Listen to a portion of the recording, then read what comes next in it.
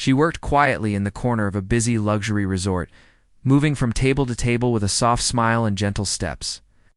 Her job was simple: serve food, clear plates, and make sure guests were happy. Most people didn't even notice her. To them, she was just a face in the background, a part of the service. But behind that quiet face was a story no one knew. Years ago, her life was very different. She didn't grow up dreaming of serving food at a fancy resort. She had a gift, something rare. Her hands could bring music to life. She was trained in classical piano, and from a young age, teachers would say she had a natural touch. She didn't just play music, she felt it. The piano was her world, her escape, her everything. She used to spend hours every day sitting in front of the piano. Playing it made her feel alive, no matter what was happening around her. The moment her fingers touched the keys, the world faded away. She dreamed of performing on stage, of people listening in silence and clapping at the end. That was the dream. But dreams, she learned, don't always survive in the real world. When her family faced a financial crisis, she didn't think twice. She left her music school, packed her bags, and took the first job she could find. Bills had to be paid. Younger siblings needed help. Her parents were struggling. So, she stepped into the world of work cleaning rooms, washing dishes, and eventually becoming a waitress at this high-end resort. She never complained. She worked with honesty and stayed away from drama. Her coworkers respected her, but they didn't know much about her past. The piano, it became a memory. Sometimes at night, she would close her eyes and imagine her fingers dancing on the keys again. But that life felt far away now, like a dream that belonged to someone else.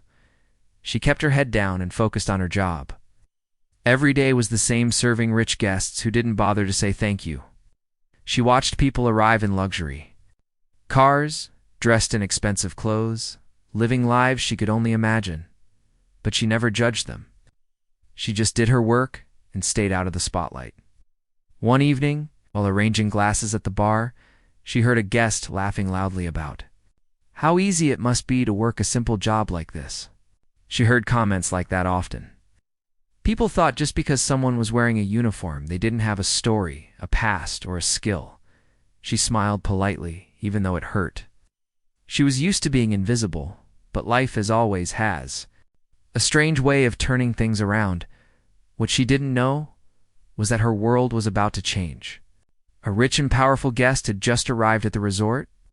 A man known for his ego, his money, and his habit of making fun of others for entertainment.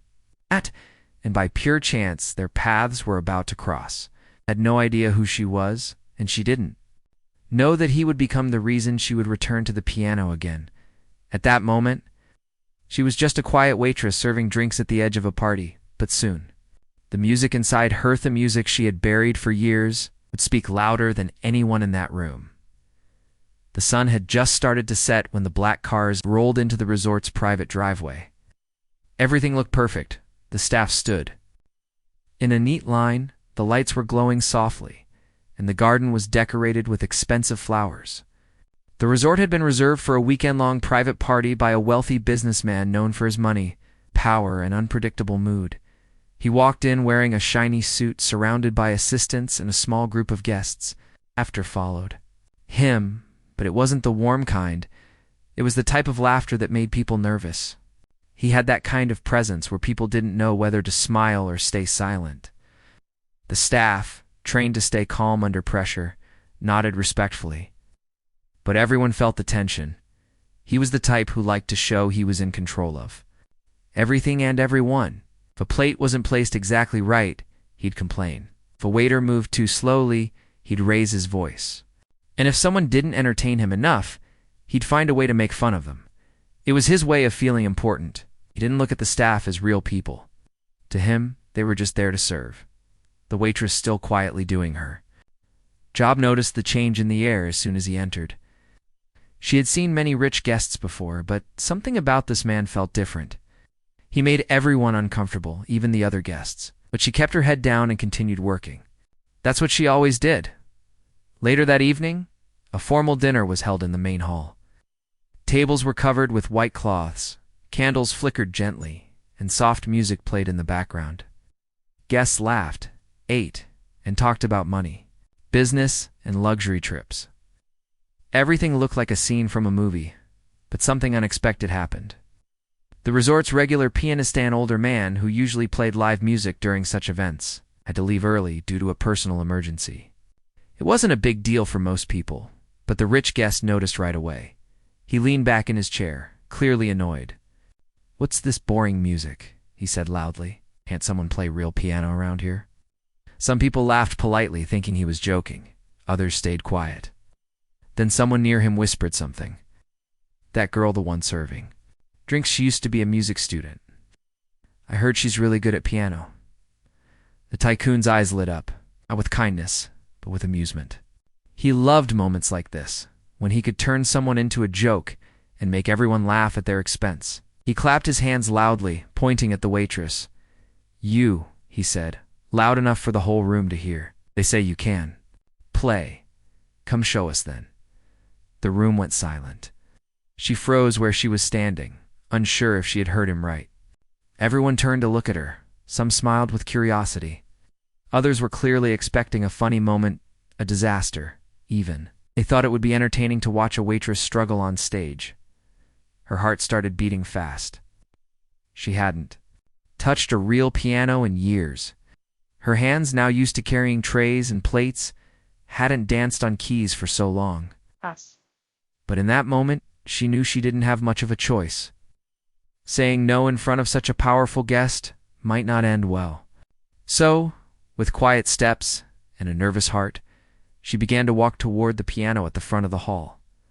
No one knew what to expect, thought it would be something to laugh at. But what was about to happen would silence the entire room.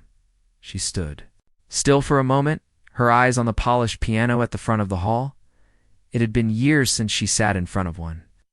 Everything inside her told her to walk away, to say no, to return to the safety of the background. But the entire room was watching now. Some guests looked amused, others curious. The rich man who called her forward sat with a smirk on his face, waiting for a moment of embarrassment. With quiet steps, she walked to the piano. Her hands trembled slightly. She could feel dozens of eyes on her back. The chatter had stopped. Even the clinking of glasses had faded. The silence in the room was heavy. No one offered her support. No one expected anything from her, except maybe a few laughs. She sat on the bench and gently touched the keys. They were cool and smooth beneath her fingers. For a moment, she just sat there, not playing. She closed her eyes. Her breath was shaky. Old memories began to rise, those afternoons when she would play for hours. Those times her music teacher smiled in pride. Those moments she believed she was meant for something more than just working tables. Then she took a deep breath. Her fingers pressed down softly at first. A simple note, then another. And then, like something inside her woke up, her hands began to move on their own. The sounds that came from the piano weren't loud or fancy at first, but they were clear, warm, and full of emotion. The room stayed silent. The melody began to grow. Her fingers moved with grace, telling a story without words. Each note flowed into the next, like waves on a calm sea. There was sadness in her music, but also strength, like someone who had lost something, but never gave up hope. The guests who expected a joke were now sitting upright, eyes fixed on her, expressions slowly changing from amusement to disbelief. People weren't just surprised. They were moved. Something about the way she played made them feel something. Deep inside, this wasn't background music. It was real. It was raw. It was honest.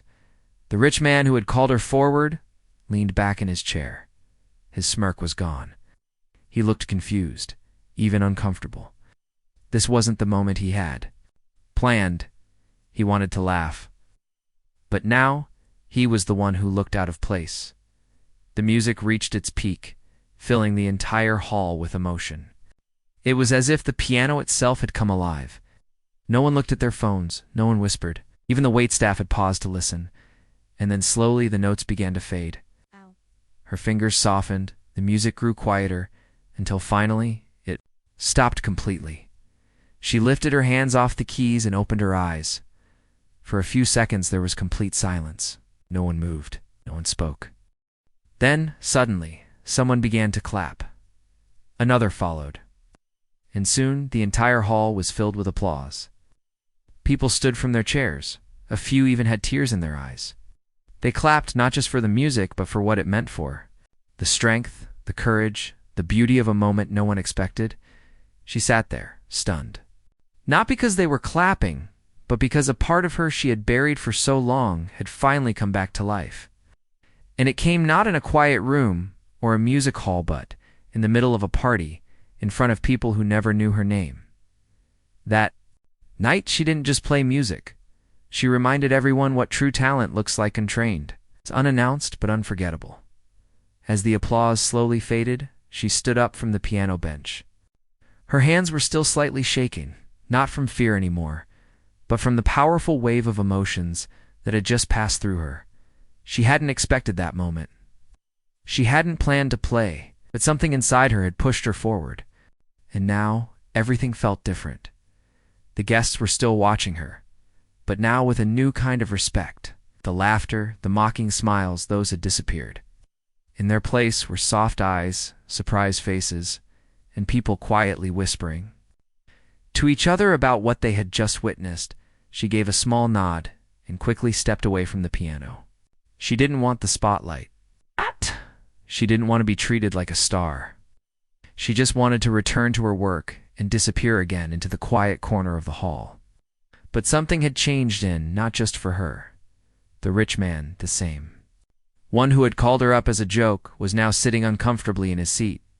His smile was stiff, and his hands tapped lightly on the table, unsure of what to do. He had hoped for a funny scene, something to make his guests laugh. Instead, he was the one who now looked small. He tried to speak up, to make light of the situation. But his voice didn't carry the same power it had before. "She's full of surprises," he said with a forced laugh.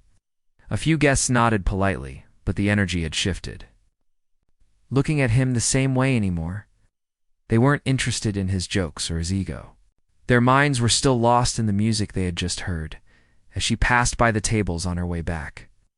A few guests reached out to gently touch her arm or whisper kind words. "That was beautiful," one said softly. "Thank you for sharing that with us," said another. She simply smiled and nodded, feeling both shy and proud at the same time. One older woman looked at her closely and said, "You don't belong in the background. Don't forget that." Those words stayed in her heart. Back near the kitchen, her co-workers had seen everything. Some were smiling wide, others clapping softly. A few were stunned, speechless. One of the cooks, who had always kept to himself, gave her a thumbs up with a proud grin. The rest of the evening moved forward, but it wasn't the same. The mood was different, softer, more thoughtful. The loud music that usually followed dinner was kept low. Conversations were calm. And the rich man, he had lost his audience. People were now more interested in talking about the waitress who played the piano like a professional later that night. As the event came to a close, a quiet man in a black coat approached her at the staff exit. He had been one of the guests, but hadn't said much all night. He introduced himself politely and said he worked in the music world. He had heard many performances over the years, but something about the way she played had deeply touched him. He didn't offer promises or big dreams. He simply said, "If you ever want to come back to music, even just to try, call me. No pressure." Handed her a small card and walked away. She stared at it for a long time. The name meant nothing to her, but the feeling, the hope it carried. That meant everything. She slipped the card into her pocket. She didn't know what would happen next. But one thing was clear: this night had given her more than just applause. It had given her a piece of herself back. That night had ended, and all the guests had gone back to their rooms. She sat alone on a bench outside the staff quarters. The air was quiet, the sky full of stars, and the sound of crickets filled the space around her. But her heart was far from still. Her mind kept replaying the moment her fingers touched the piano, the music that flowed, and the way people had looked at her not as a waitress, but as someone they truly saw for the first time. She took out the small card the quiet man had given her earlier. It was simple, with a name, a phone number, and a music studio written on it. She stared at it, wondering if she would ever be brave enough to call. Part of her still didn't believe what had happened. Did she really just play in front of all those people? Did they really clap for her? It had been years since she felt that alive. The next morning, work went on as usual. Trays needed to be carried, floors cleaned, and guests served. But something had changed. People who once ignored her now looked at her differently. Some smiled kindly, a few even nodded with respect. Her co-workers were proud. Even the manager, who rarely spoke much to the staff, patted her on the shoulder and said, "Well done." But not everyone was pleased. The rich guest, the one who had called her out in front of everyone, was unusually quiet that morning. His usual loud voice and proud laughter were missing. He didn't talk about the party, didn't joke like before. He simply gave short instructions and avoided eye contact with her. It was clear that something had shifted in him. His plan to embarrass her had backfired, and he knew it. The people who once laughed at his jokes were now talking about her music instead. And though he tried to act like nothing had happened, he couldn't hide his discomfort. Power, after all, is a fragile thing. It doesn't like being challenged, especially not by someone the world sees as just a waitress. She, on the other hand, felt lighter than she had in years. For the first time in a long while, she remembered who she used to be. The girl who dreamed of big concert halls, the one who practiced until her fingers hurt, the one who believed she could touch people's hearts with music. That girl wasn't gone. She had just been waiting in the break room. A few coworkers gathered around her. They wanted to know how she had learned to play like that. She told them a little about her childhood, her training, and how she had to give it all up to support her family. They listened quietly. Some looked surprised, others simply nodded. One of them said softly, "You have something special. Don't let it go again." Her eyes filled with tears, but she quickly wiped them away. She wasn't used to this kind of attention. But deep down, it felt good to be seen, to be heard. To be understood not for the job she did, but for the person she was. That evening, after her shift ended, she walked back into the empty hall where the piano still stood. No one was there. The lights were dim and the room was quiet. She sat down again, placed her fingers gently on the keys, and played not for the crowd, not for approval, but for herself. For the first time in years, she smiled while playing, and in that quiet moment, she knew something important. No matter where life took her next, the music inside her was alive again. This time, she wasn't going to let it go. The days after the party passed quietly, but something inside her had changed forever. She still wore the same uniform, still served food and cleared plates like before, but now, people looked at her differently. Guests recognized her, smiled at her with respect, while others gently asked if she had been trained as a professional musician. She always gave a simple answer. "Yes, a long time ago," she would say, and then quickly change the subject. She wasn't used to attention. Even now, she wasn't chasing fame. What mattered more to her was the feeling that had returned, that deep connection to the music she once thought she had lost forever. One afternoon, while polishing glasses behind the counter, she saw a familiar face walk through the door. It was the quiet man who had given her the card the night of the party. He didn't come in like a businessman, came in like someone who truly cared. He greeted her with a warm smile and said, "I didn't want to bother you, but I was hoping you'd thought about our talk." She looked at him for a moment, unsure what to say. Part of her wanted to say yes immediately. But the other part, the careful, cautious part, held her back. "I'm not sure if I'm ready," she replied. Softly, "It's been a long time." He nodded, not surprised. "I understand. But if you ever are, the door is open. No pressure. No promises. Just come visit the studio and play, that's all." He handed her a second card just in case the first had been lost or thrown away, and then he left, just like that. No long speech, no big offer, just quiet encouragement, the kind that stays with you. That night, she lay in bed, staring at the ceiling. Her thoughts were loud. She had spent years living a life that was safe and silent, and now, for the first time, she felt the pull of something greater.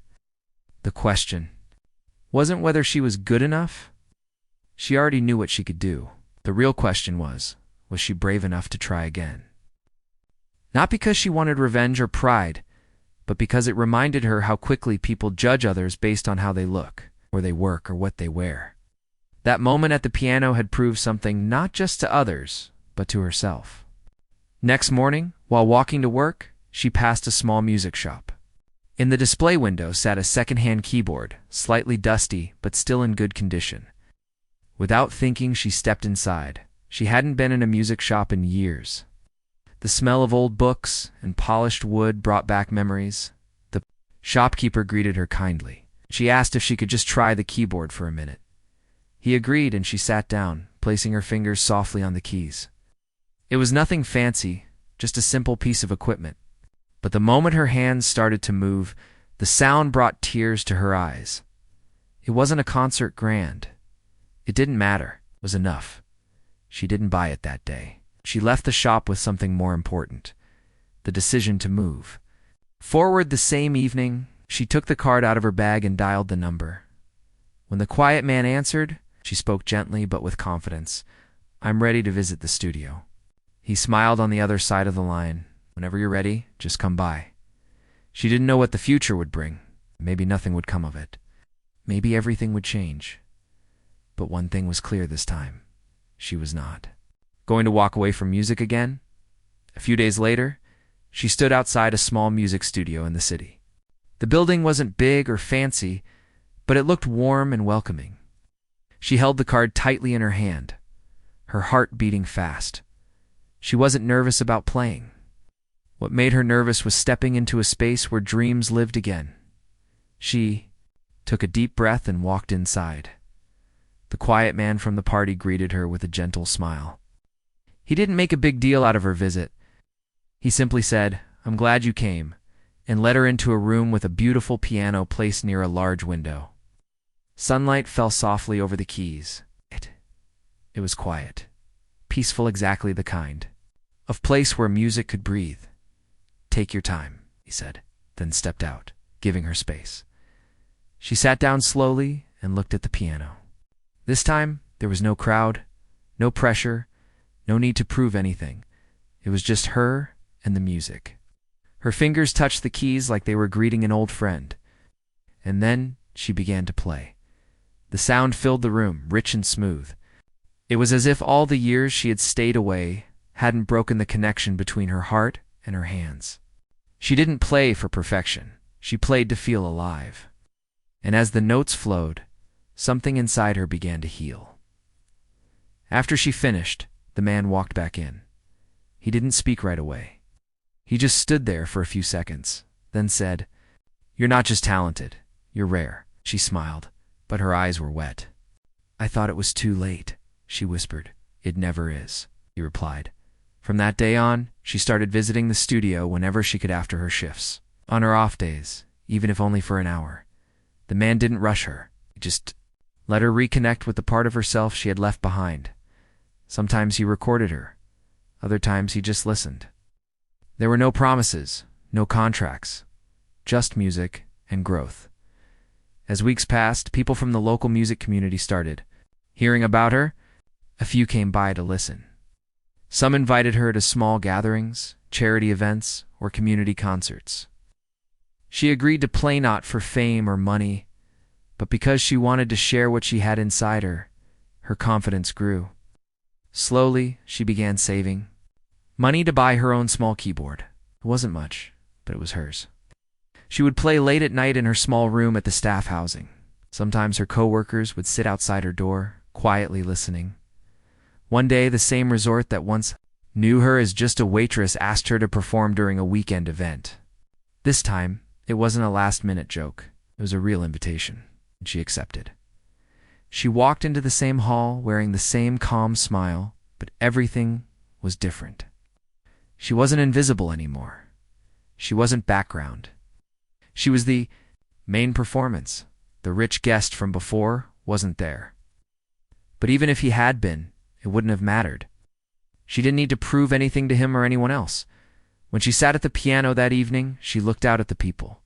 Gathered, some were strangers. Sty had heard her once before. All were waiting to listen, and then she played not just music, but her story. A story of dreams once left behind, of strength found in silence, of a girl who chose not to stay hidden. And as the final note echoed through the hall, the applause rose again, loud, real, and full of heart. Because this time, they weren't just clapping for the music, they were clapping for the journey.